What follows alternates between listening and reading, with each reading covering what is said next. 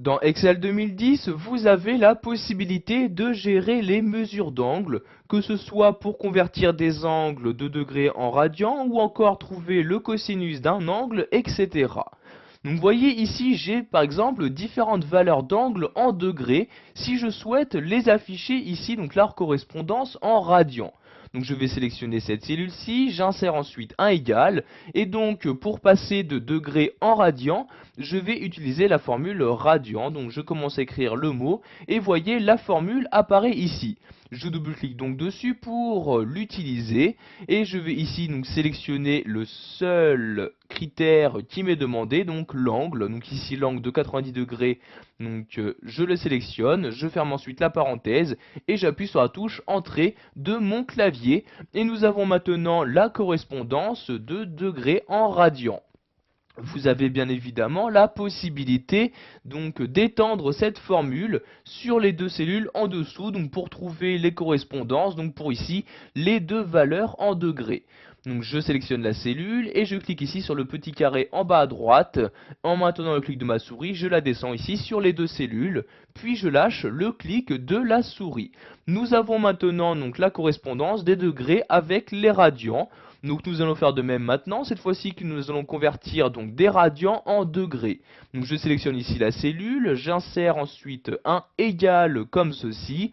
Et maintenant je vais utiliser bien évidemment la formule degré. Donc je commence par écrire ici les deux débuts du mot. Vous le verrez donc apparaître dans ce petit menu. Je double-clique donc dessus pour l'insérer. Je vais maintenant sélectionner la valeur de l'angle en radians. Donc je vais prendre ici sur la même ligne cette valeur-ci, puis je ferme la parenthèse et j'appuie sur la touche entrée de mon clavier et vous avez maintenant donc la valeur donc en degrés de donc la valeur que vous avez sélectionnée auparavant.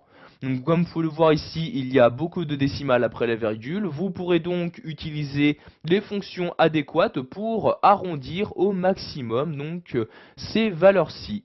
Donc ici, je vais maintenant étendre la formule de cette manière, donc pour les adapter sur les deux autres cellules comme ceci. Nous allons maintenant voir comment trouver le cosinus et encore le sinus d'un angle en utilisant donc juste la valeur de l'angle. Donc vous voyez, je sélectionne la cellule, j'insère mon égal. Et je vais utiliser donc pour trouver le cosinus la formule cos, donc COS comme ceci. Ensuite j'ouvre ma parenthèse et je sélectionne la valeur de l'angle. Donc ici 90 degrés, je sélectionne la valeur. Ensuite j'insère, donc je ferme la parenthèse. Puis j'appuie sur la touche entrée de mon clavier et nous avons maintenant la valeur du cosinus pour un angle de 90 degrés. Comme pour toute formule, vous avez la possibilité de l'automatiser et ainsi donc l'utiliser sur les différentes valeurs se trouvant en dessous. Donc vous voyez, je clique sur la cellule et je l'automatise exactement. Donc comme pour toute formule, je lâche ici le clic de ma souris et nous avons maintenant le cosinus pour tous ces différents angles.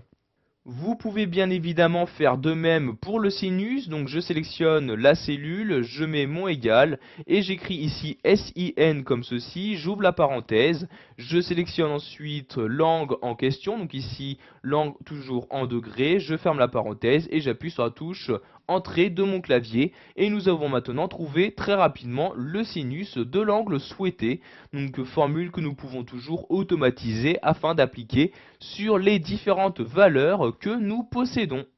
Voilà, vous avez appris dans cette vidéo formation à gérer les mesures d'angle à l'aide d'Excel 2010, que ce soit en convertissant vos angles ou encore en leur trouvant leur cosinus, sinus, etc.